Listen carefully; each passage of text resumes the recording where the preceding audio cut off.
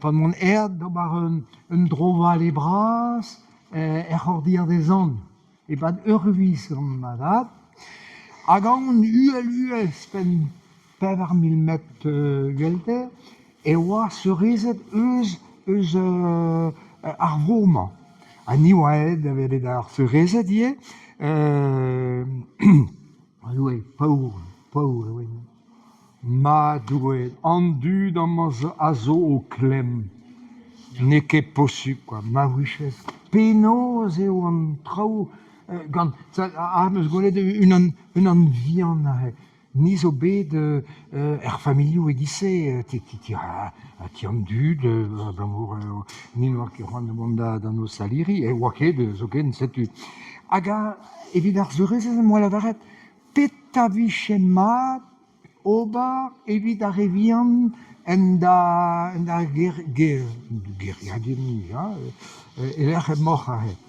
Hag en doa kerespuntet din, a me evet just o lavaret, me oa kreionou, a paperou, a kaierou, a traoù egise, po di, ya, vaten eus lavaret. Me neus ket c'hoant da gaout an rae, bon, a perata, a te kaptit an rae var o ginou, var o gouf. Petra neus ezon ur fourn. Ur fourn? Evit ober petra, evit ober bara. A perag e ran ket, a perag, et voilà, yaka, faucon, m'avait dit, en doa lavaret ar zeurezet din, evet just, quoi. Hag me moa choujet, merin un rabennak, e vito evit a regaouang en eus skol bihan ahe, evit ar zeurezet. A bet ploas, pa vezet un tamm gwenean, e vezet digaset tout an ac'han aon. A tri bloaz goudeze, em eus bet kelou, ganto.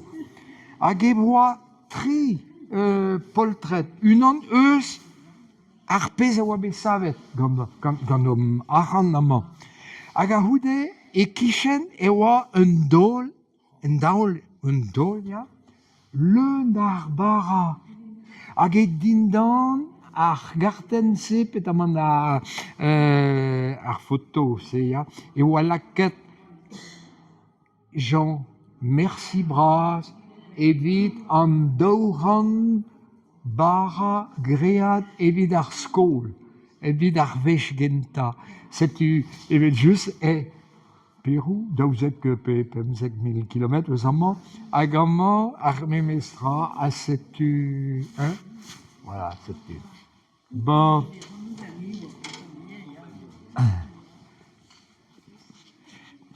Bremañ da vo deomp mont da welet penaos e vez graet an drahet tout, penaos e vez labouret, pet eure? Ma noz. Non, ne ket noz. Da vel mont, goude